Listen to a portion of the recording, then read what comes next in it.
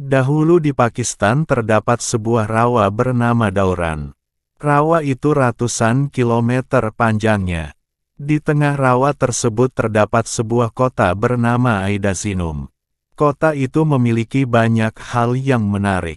Penduduknya sangat sejahtera, hingga bisa mendapatkan apapun yang mereka inginkan. Di dalam kota itu ada seekor tikus bernama Mezra yang dinobatkan sebagai Raja Tikus di wilayah tersebut. Kekuasaan Mezra bahkan meluas hingga ke desa-desa di pinggir kota. Untuk membantunya dalam memimpin para tikus, dia dibantu oleh 3 orang penasehat yang cerdas dan pemberani.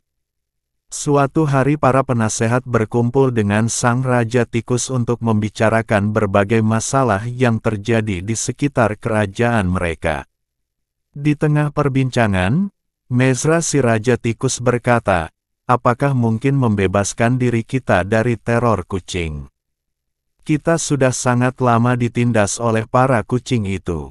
Meski kita hidup nyaman dan memiliki banyak kesenangan, ketakutan kita terhadap kucing telah melenyapkan semua kenikmatan tersebut.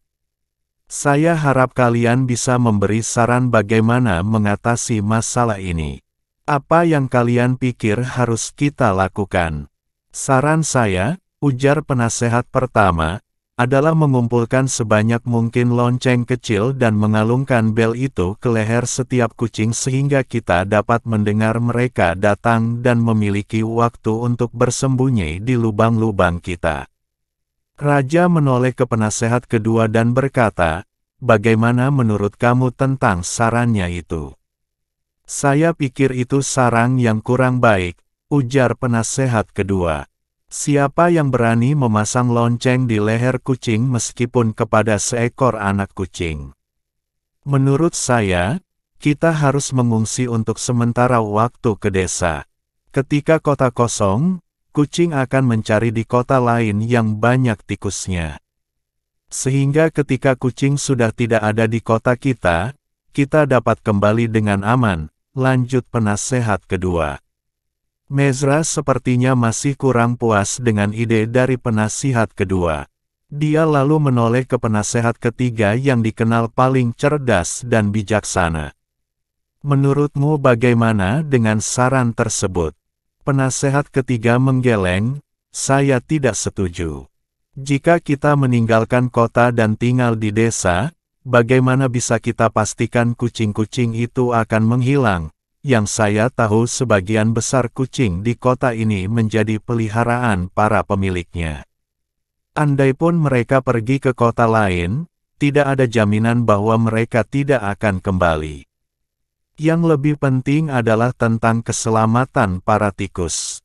Kehidupan di desa jauh lebih berat dibandingkan dengan di kota. Di sana bukan hanya hidup para kucing liar, tetapi banyak binatang liar lain yang juga memangsa bangsa kita, beberapa di antaranya ular dan burung elang." "Saya setuju dengan pendapatmu itu," ucap sang raja. "Lalu apa menurutmu jalan keluar yang terbaik untuk masalah ini?"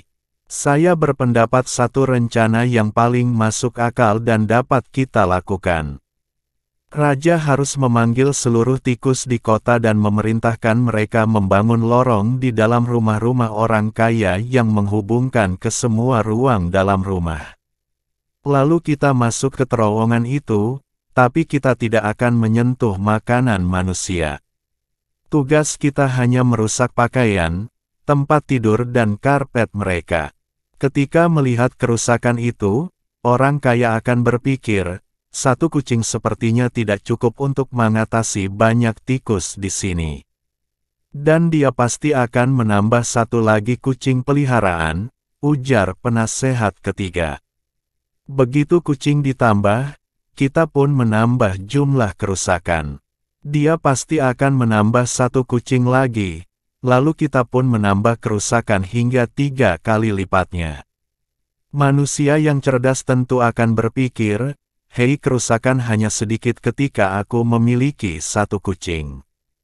Kini ketika aku memiliki banyak kucing, kerusakan di rumahku semakin bertambah parah. Jika orang tersebut mengurangi jumlah kucingnya, kita pun akan mengurangi jumlah kerusakan di rumah tersebut. Orang tersebut pasti berpikir, aneh sekali. Dia lalu akan menyingkirkan satu kucing lain. Kita mengikuti dengan mengurangi tingkat kerusakan. Dan akhirnya tentu saja dia akan menyingkirkan satu lagi kucing yang tersisa.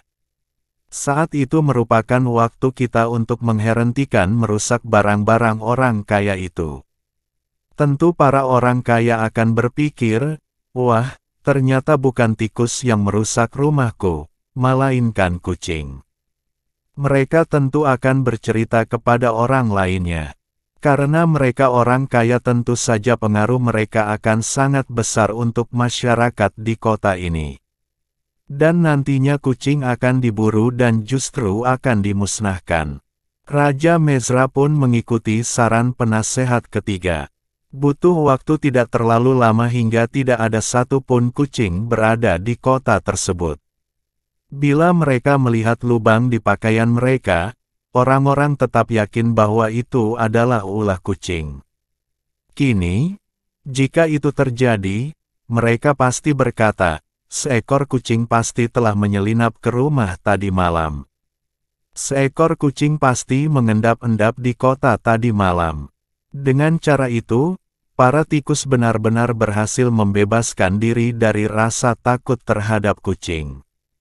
Dari cerita ini, pesan moral yang bisa parents ajarkan kepada si kecil adalah untuk mencapai sesuatu terkadang kita